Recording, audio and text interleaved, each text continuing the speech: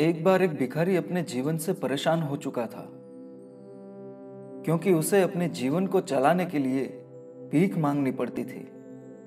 उसे हर एक चीज के लिए भीख मांगनी पड़ती थी। इस बात को लेकर वो बहुत दुखी रहता था और दिन भर यही सोचता कि उसके जीवन में बदलाव कैसे आएगा। ये सोचकर वो निराश हो जाता। वो हर दिन देखता कि बहुत सारे लोग निराश होकर आंखों में आंसू लिए और विभिन्न चिंताओं से परेशान लोग गौतम बुद्ध की तरफ जाते और वापस लौटते समय वे लोग बहुत ही खुश होते थे। वो भिखारी ये नहीं समझ पा रहा था कि गौतम बुद्ध उनके साथ ऐसा क्या करते थे कि वे बेहद खुश हो जाते थे। वापस लौटते हुए लोगों के हाथों में ना तो ढेर सारा पैसा, ना ही सोने चांदी। तो फिर ऐसा क्या होता था कि लोग बुद्ध के पास से लौटते समय इतने खुश होते थे।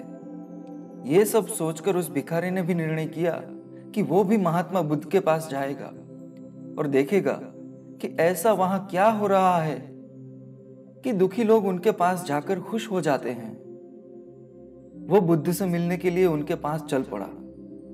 जहां बुद्ध मौजूद थे वहां बहुत लंबी कतार लगी हुई थी, तो वो भिखारी भी कतार में लग गया। कतार में लगकर वो अपनी बारी का इंतजार करने लगा। देखते ही देखते उसकी बारी आई और उसने गौतम बुद्ध से कहा, बुद्ध, मैं बहुत ही गरीब हूं, मेरे पास कुछ भी नहीं है। मुझे अपना जीवन चलाने के लिए भी दूसरों से भीख मांगनी पड़ती है। अब आप ही बताइए कि मैं अपने जीवन को किस तरह से बेहतर कर सकूं। ये सब सुनकर बुद्ध ने कहा, तुम गरीब नहीं हो। तुम्हें ऐसा लगता है क्योंकि आज तक कभी तुमने किसी के लिए कुछ भी नहीं किया, ना ही तुमने कभी किसी को दान दिया, ना ही तुमने दूसरों के लिए कुछ किया। ये सब सुनकर भिखारी के मन में एक आशंका जाग उठी।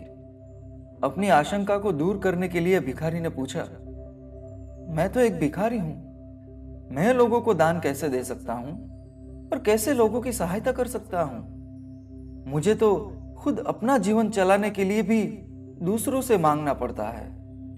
यह सब सुनने के बाद गौतम बुद्ध थोड़ी देर चुप रहे और फिर उससे कहा, तुम्हारे पास हाथ है जिसे तुम लोगों की सेवा में लगा सकते हो और दूसरों का भला कर सकते हो। इसके अलावा तुम्हारे पास मुंह है जिससे तुम लोगों से अच्छी अच्छी बातें कर सकते हो और दूसरों का हौसला बढ़ा सकते हो। यह सब करके भी तुम दूसरों की सहायता कर सकते हो। जरूरी नहीं कि दान सिर्फ पैसों से किया जाए।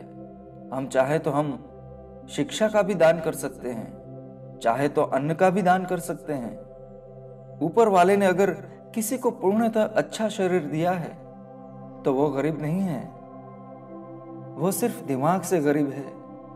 उसे इस विचार से हटकर दूसरों की सेवा में लग जाना चाहिए। बुद्ध की ये सब बातें सुन लेने के बाद वो भिखारी बहुत ही ज्यादा खुश हो गया और उसका मन अब संतुष्ट था।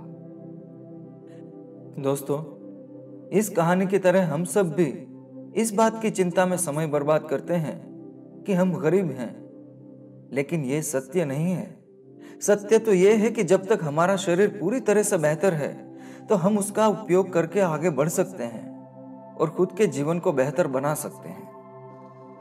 अगर कोई व्यक्ति सिर्फ अपनी गरीबी पर ध्यान दे और उसे बदलने की कोशिश ना करे तो वो मूर्ख है।